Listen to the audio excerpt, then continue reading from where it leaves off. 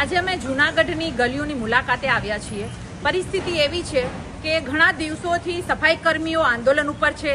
એની માંગણી પણ વ્યાજબી છે, પણ ભાજપ શાસિત મહાનગરપાલિકા એમની માંગણીઓ પૂરી નથી કરી રહ્યું અને જૂનાગઢની આ દુર્દશા છે। ઓમ પણ જૂનાગઢ સ્વચ્છતાને લઈને પાછળ જ હતું, પણ સફાઈ કર્મીઓની જે માંગણી છે એ માંગણીઓને લઈને એ લોકો કામ પર નથી આવતા। અમે સંપૂર્ણ રીતે સફાઈ કર્મીઓના સમર્થનમાં છીએ। અમારી લાગણી એમની સાથે છે અને અમે મહાનગરપાલિકાને કહીએ છીએ કે આ સફાઈ કર્મીઓની માંગણી જે છે કે ભાઈ અમને પણ પેન્શન મળવું જોઈએ। એ લોકો સફાઈ કરી અને એને સ્વાસ્થ્ય એનું બગડી જાય છે તો પોતે સ્વૈચ્છિક રીતે નિવૃત્તિ લઈને એના વારસદારને નોકરીમાં લાવી શકે, આ પણ એક નિયમ હોવો જોઈએ। તો આવા અસંખ્ય 2-4 મુદ્દાઓને લઈને એ લોકોની જે માંગણી છે એ માંગણી મહાનગરપાલિકા ભાજપ શાસિત જે મહાનગરપાલિકા છે જલ્દીમાં જલ્દી પૂર્ણ કરે।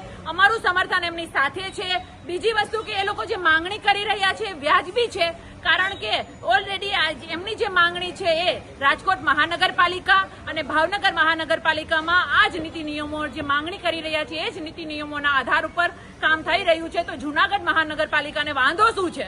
તો સફાઈ કર્મીઓની જે માંગણી છે એ તાત્કાલિક પૂર્ણ કરવામાં આવે અને અમારું સમર્થન એની સાથે છે। અમે એના આંદોલનની સાથે છીએ।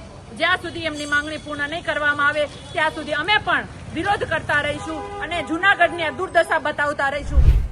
આ જે દુર્દશા જૂનાગઢની છે, આજે તમે જુઓ, આજે આ જે પરિસ્થિતિ જે છે ખરાબ કચરાની, એમાં તમે જુઓ, હું તમને બીજી વાત ધ્યાને મૂકવા માંગુ છું કે આજે ગૌ માતા જેમાં આપણે પૂજીએ છીએ, જે ગૌ માતાને આપણે માનીએ છીએ, આજે શું ખાઈ રહી છે તમે જુઓ। આ મહાનગરપાલિકાને દેખાતું નથી આ શું ખાઈ રહી છે?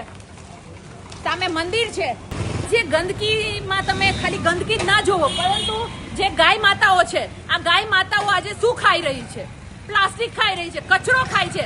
મહાનગરપાલિકા ભાજપ શાસિત મહાનગરપાલિકા ઊંઘતું છે અને સામે મંદિર છે, એ પવિત્ર મંદિર કે જ્યાં પવિત્રતા હોવી જોઈએ, આજે એને તમે ડમ્પિંગ બનાવી દીધું।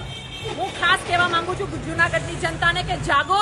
આ ભાજપ વાળા માત્ર ને માત્ર ભ્રષ્ટાચાર કરીને પોતાના ખીચ્ચા ભરે છે અને આપણા જૂનાગઢની આ દુર્દશા કરી છે।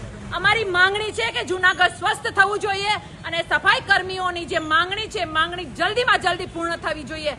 આગામી દિવસોમાં અમે લોકો પણ આંદોલન કરી અને મહાનગરપાલિકાની કચેરી પાસે, કમિશનરશ્રી પાસે આવીશું, મેયર પાસે આવીશું અને આ જૂનાગઢની દુર્દશા બતાવીશું અને એને સ્વસ્થ કરવાની માંગણી કરીએ છીએ। અમારું સંપૂર્ણ સમર્થન સફાઈ કર્મીઓને સાથે છે અને જૂનાગઢની જનતા માટે અમે સ્વચ્છતા માંગીએ છીએ, આરોગ્ય માંગીએ છીએ અને આ અમારી ગંદકી જલ્દીમાં સાફ થવી જોઈએ। ગાય માતા અને મંદિર જે પવિત્ર છે એની આવી દુર્દશા તમારે જલ્દીમાં જલ્દી આનું સમાધાન લાવવું જોઈએ એવી મારી માંગણી છે। જય હિન્દ।